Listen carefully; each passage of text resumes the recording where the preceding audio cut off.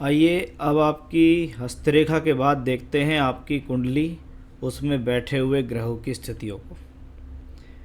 6 मई 1994 4:25 प्रातः आपका जन्म हुआ। आपकी कुंडली मीन लगन कुंभ राशि की कुंडली है। लगन के स्वामी बृहस्पति, राशि के स्वामी चंद्रमा, शनि।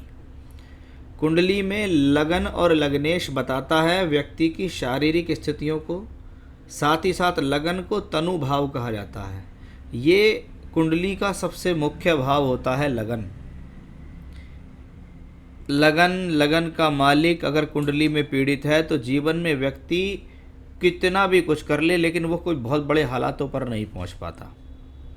चंद्रमा आपकी मानसिकता को बताता है। सबसे पहले शुरुआत करता हूं मैं लग्नेश बृहस्पति और दशम भाव के मालिक बृहस्पति, यानी आपके कर्म, आपकी प्रोफेशनल लाइफ दशम भाव से देखते हैं। और ये आपका लगन जब ये 8वें घर में हो, वक्री हो और शत्रु राशि में हो तो ऐसे लोगों के जीवन में अपने आप का वर्चस्व स्थापित करने के लिए, अपना सम्मान बनाने के लिए, अपनी शारीरिक स्थिति को ठीक रखने के लिए जीवन में लगातार संघर्ष की स्थिति बनाए रखने की कॉम्बिनेशंस देता है कि भैया जीवन में जो भी चीज़ चाहिए वो बहुत संघर्षों से मिलती है और कभी कभी तो संघर्ष के बाद भी नहीं मिलती। जब दशम भाव का मालिक भी इस तरीके की स्थिति में हो तो इसको कहते हैं करियर में ups and down in professional life. नौकरी है, मज़ा नहीं आ रहा, नौकरी में संतुष्टि नहीं है, अच्छा नहीं लग रहा, चेंज कर लूँ, छोड़ दूँ, क्या करूँ क्या ना करूँ, वो सब इसी कॉम्बिनेशन से आता है। वहीं चंद्रमा और शनि शास्त्र में हो तो इसको विष योग बोलते हैं कि चंद्रमा शनि की राशि में अच्छा महसूस नहीं करता। और चंद्रमा कौन है? आपकी मानसिकता। आपकी कुंडली में तो चंद्रमा पंचम भाव का मालिक भी है, यानी आपकी बुद्धि को देने वाला ग्रह भी चंद्रमा। जब वो शनि के साथ द्वादश में हो तो व्यक्ति की बुद्धि व्यर्थ खर्च होती है, व्यक्ति का ज्ञान व्यर्थ में खर्च हो जाता है। ये चंद्र शनि का कॉम्बिनेशन जीवन में आपको डगमगाता है। करना चाहिए नहीं करना चाहिए, ये करूं या ना करूं, ये कर लूं वो कर लूं, ये सब शनि चंद्र के योग से आता है। और उसके अलावा लग्नेश बृहस्पति पीड़ित। अब हॉरोस्कोप में दो ही चीज़ पीड़ित मिल गई, चाहे कितने भी राजयोग धन योग बन रहे हों, लेकिन जब ये दो ही चीज़ अच्छी नहीं है तो भैया उन राजयोगों का करोगे क्या? ना आपका शरीर उसे स्वीकार कर रहा, ना आपका उसका मन स्वीकार कर रहा। बुध और सूर्य की स्थिति को देखिएगा, चौथे घर का मालिक, 7वें घर का मालिक और छठे घर का मालिक दूसरे घर में बैठे। ये कॉम्बिनेशन विवाह में देरी के साथ साथ मैरिड लाइफ में प्रॉब्लम भी देता है। साथ ही साथ ये चतुर्थेश है सूर्य के साथ दूसरे घर में है। कभी कभी लोग लगता है कि भी लोगों को पैतृक रूप से कुछ मिल जाता है कि परिवार से, पिता से कुछ मिल गया, रहने के लिए मकान चाहे वो छोटा ही मिल गया, लेकिन कुछ ना कुछ मिल जाता है। लेकिन अपने खुद के बल पर जीवन में मकान या प्रॉपर्टी खड़े करने में व्यक्ति को काफ़ी एफर्ट्स लगते हैं। शुक्र केतु के साथ है, तीसरे घर का मालिक तीसरे घर में हो तो व्यक्ति को जीवन में खुद के संघर्षों से लाभ मिलता है। अब वो शुक्र जैसा ग्रह हो तो जीवन में व्यक्ति शौक के प्रति आकर्षित होता है। आपके हाथ में भी शुक्र काफ़ी प्रफुल्लित था, उज्जवल था। ये जीवन में आपके भौतिक सुखों को बढ़ाने का प्रयास है। आप सुख सुविधाओं के प्रति ज़्यादा आकर्षित हैं। वो सब इसी से आता है कि भैया शुक्र जब यहाँ हो तो ये व्यक्ति की इच्छाओं को बढ़ाता है। तीसरा घर वायु तत्व राशि का घर, तीसरा घर इच्छाओं को प्रबल करने का घर। और शुक्र जैसा ग्रह हो तो व्यक्ति जीवन में सोचता बहुत है, मेरे पास ये भी हो, गाड़ी भी हो, पैसा भी हो, क्या करूं जो मुझे उच्च पद मिले, क्या करूं जिससे मैं जीवन में करूं। तो वो इसी कॉम्बिनेशन से आता है। अब वो कॉम्बिनेशंस मिलेंगे या नहीं मिलेंगे ये सब डिपेंड करता है आपके लगन लग्नेश चंद्रमा पर और आपकी आने वाली दशा पर। देखिए लग्नेश कमज़ोर, चंद्रमा कमज़ोर, अब आने वाली दशा को भी देखते हैं कि भैया वो भी अगर आपके फेवर में नहीं हुई तो आपको जीवन में बड़े प्रॉब्लम्स होंगी। मंगल इस हॉरोस्कोप का अच्छा प्लेनेट है। लगन में मंगल एनर्जी की कमी नहीं होने देता, जोश में कमी नहीं है जी, साहस में कमी नहीं है। कुछ भी मेहनत करा लो, किसी भी चीज़ के लिए करा लो, तुरंत तैयार हूँ। इसको कहते हैं एक एनर्जी का कॉम्बिनेशन। ये मंगल धनदायक है। ये मंगल व्यक्ति से कहता है कि आप अपनी खुद की मेहनत पे अपने भाग्य को बना लेंगे। ये इस मंगल की वजह से है।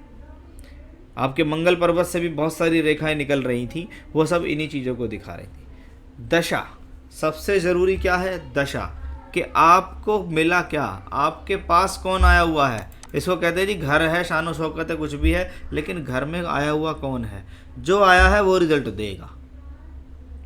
बुध की महादशा चल रही है 2017 के सितंबर से। तो आइए बुध को देखते हैं। बुध दूसरे घर में बैठा हुआ, वाणी के बल पर पैसा देने का ग्रह, मंगल की राशि में बैठा हुआ। मंगल यहाँ, हाँ, बुध की दशा में धन मिलेगा, बोलचाल के माध्यम से पैसा मिलेगा।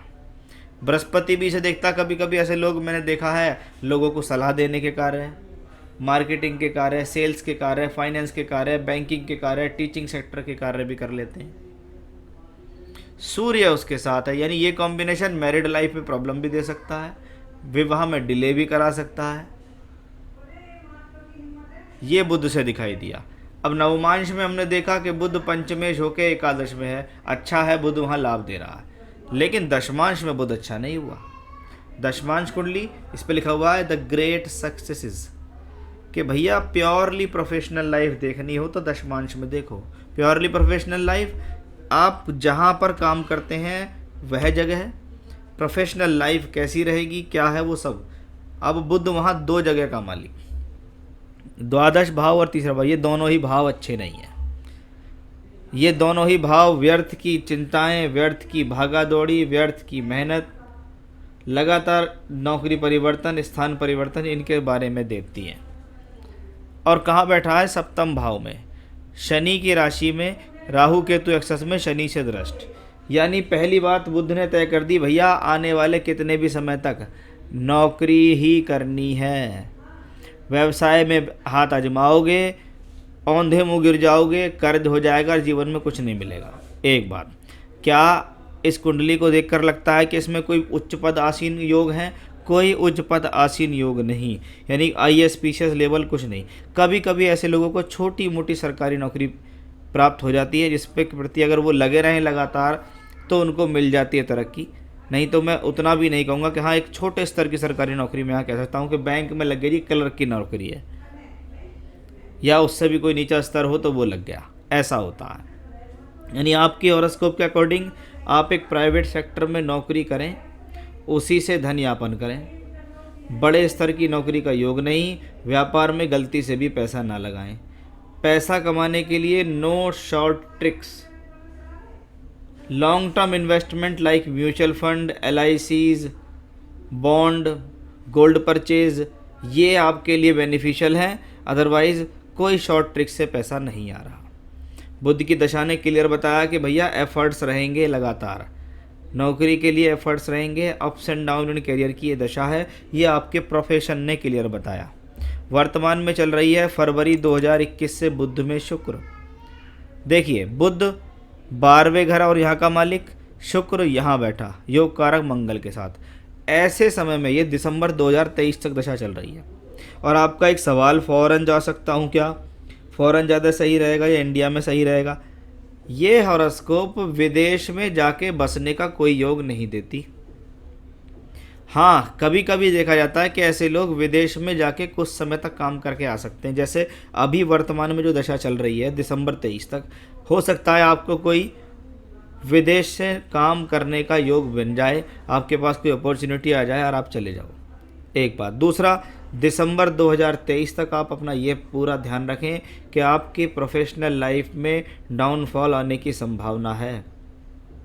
यानी ऐसे समय में जैसे कभी कभी होते हैं, क्राइसिस आ गई नौकरी के ऊपर, कंपनी वाले छटनी कर रहे हैं, आपको भी निकाल दिया, आपकी नौकरी पर बाधा आ सकती है। दिसंबर 23 तक बहुत सावधान रहें। आपकी D10 चार्ट, आपकी लगन कुंडली, ये सब चीज़ इस बात को बताती हैं कि यानी अपना पूरा टारगेट अपनी नौकरी पे दो, क्योंकि नौकरी चली गई तो मिलनी बड़ी मुश्किल हो जाएगी। फिर आपको हर महीने का खर्चा पानी बंद हो जाएगा और नुकसान होगा अलग। तो अभी 2023 तक आपका चार्ट एक संघर्षों से बढ़ा हुआ चार्ट है। इन संघर्षों से आप कैसे निकलेंगे उसके बारे में आपको उपाय भी बताएंगे कि भैया ये हॉरोस्कोप ऐसी, अगर इसके ऊपर थोड़ी बहुत भी परेशानी आ गई तो ये व्यक्ति एकदम से चिंता में आता है, क्योंकि इसका लग्नेश कमज़ोर है। क्योंकि इसका चंद्रमा कमज़ोर है, एकदम से भयभीत हो जाएगा, डर जाएगा। आने वाले समय में अपने पैसे का ध्यान रखें, पैसा कहाँ इन्वेस्ट करना उसका ध्यान रखें, कोई शॉर्ट ट्रिक्स ना अपनाएं, हेल्थ का ध्यान रखें, गलत खान पान से बचें। तो प्राइवेट सेक्टर की नौकरी करने से ही फ़ायदा है, बिजनेस का कोई चांस नहीं। फॉरेन के लिए मैंने बता दिया, कोई भी जाकर रहने का लंबा योग नहीं है, इसलिए ज़्यादा बेटर है कि इंडिया में रहें, इंडिया में रह के लंबे समय तक कंपनियों में रहें और काम करें। और प्राइवेट नौकरियों का मतलब होता है जब जब मौका मिले नौकरियां चेंज कर लेनी चाहिए, क्योंकि उससे आगे बढ़ेंगे, थोड़ा पैकेज बढ़ेगा, थोड़ा फ़ायदा होता है। फाइनेंशियली फ्यूचर कैसा रहेगा, देखिए मैं आपको कोई सांत्वना नहीं दूंगा। आपके पास कोई पहले से ही पैसा मौजूद है, परिवार से अच्छा धन मिल गया है तो है, आपके हिसाब से ये एक औसत हॉरोस्कोप है कि हाँ व्यक्ति नौकरी करता रहेगा, पैसे कमाता रहेगा।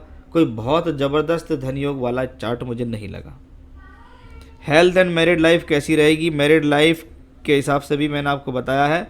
ध्यान रखें, देखिए जब व्यक्ति का मन स्थिर ना हो, व्यक्ति का काम स्थिर ना हो, व्यक्ति की योजनाएं स्थिर ना हो, व्यक्ति स्वयं स्थिर ना हो, तो उन सब का प्रभाव भी व्यक्ति के जीवन पर पड़ता है और आपकी इन्हीं आदतों की वजह से आपकी मैरिड लाइफ में भी प्रॉब्लम आ सकती है। तो उसका आपको विशेष रूप से ध्यान देना होगा। और जो उपाय मैं आपको बताऊंगा, यदि आपने वो किए तो आप देखेगा अवश्य आपको बहुत चीज़ों में लाभ मिलेगा। वर्तमान में शनि की 7.5 भी आपको चल रही है, क्योंकि आपकी कुंभ राशि है।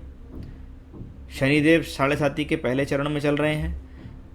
जनवरी 2023 से शनि का राशि परिवर्तन कुंभ राशि में होगा और 7.5 का दूसरा चरण भी शुरू होगा जब शनि 12वें घर में पहुंचेंगे। तो थोड़ा सा तनाव भी बढ़ सकता है 7.5 के दौरान, हेल्थ इश्यूज़ भी आ सकते हैं। तो अभी 2023 तक तो मैं ये कह सकता हूँ कि भाई इस चार्ट में काफ़ी स्ट्रगल है। उस स्ट्रगल को कंट्रोल कैसे करें, कैसे आप अपने ग्रहों को बेहतर बनाएं, कौन से इष्ट की पूजा करें जिससे आपको फ़ायदा मिले। देखिए रोज़ाना आप सबसे पहले अपने लग्नेश बृहस्पति को मजबूत करें। ओम ब्रह्म बृहस्पति नमः इस मंत्र की कम से कम 3 माला का जाप रुद्राक्ष की माला से करें और बृहस्पतिवार के दिन से शुरू करें। शुक्ल पक्ष का बृहस्पतिवार, उजाली रातों के बृहस्पतिवार से आपको 3 माला का जाप शुरू करना है और उसके बाद वो कंटिन्यूस करना है। दूसरा, रोज़ाना आप बजरंग बाण का पाठ करें। तीसरा, हर शनिवार को आप शनिदेव पीपल के पेड़ के नीचे जाएं, वहाँ मिट्टी के दीपक में सरसों का तेल का दिया जलाएं, शनिदेव से प्रार्थना करें कि आपके जीवन में सुख शांति समृद्धि दे, और वहाँ पर खड़े होकर भी आप बजरंग बाण या हनुमान चालीसा का पाठ करें। रोज़ाना रुद्राष्टकम का पाठ भी करें। तो ये सब पूजाएं आपको करनी है अगर आप नियमित रूप से जीवन में चाहते हैं कि कुछ बेटर हो, कुछ अच्छा हो और आप अपने जीवन में कुछ अच्छा कर पाएँ। जब मैं किसी प्रकार के रत्न की आपसे बात करता हूँ तो पहन सकते हैं आप, मूंगा रत्न धारण कर सकते हैं, और बाकी किसी रत्न को पहनने की सलाह मैं आपको नहीं दूंगा। मूंगा आप पहन सकते हैं। राइट हैंड की अनामिका उंगली में आपको रिंग फिंगर में पहनना है। आपको चाहिए तो अच्छी क्वालिटी का मूंगा मुझसे प्राप्त कर सकते हैं, मैं आपके एड्रेस तक रिंग बनाकर आपको पहुंचा सकता हूं। सिर्फ यही आपको करना है, जो उपाय बताए हैं वो करने पड़ेंगे। इसको आप ऐसे समझिए कि आप एक डॉक्टर से मिले, उन डॉक्टर्स ने आपके बारे में देखा और आपको दवाई बताई, आपने दवाई खाई तो आप ठीक रहे, आपने दवाई नहीं खाई आप ठीक नहीं रहे। भटकते रहेंगे, परेशान होते रहेंगे, इसलिए रेमेडी कीजिए, उपाय अवश्य मिलेगा। तो ये था आपकी हॉरोस्कोप का एनालिसिस, सवालों के जवाब। भ्रमित ना हो, अपने काम से काम रखें, काम पर ज़्यादा ध्यान दें। नमस्कार।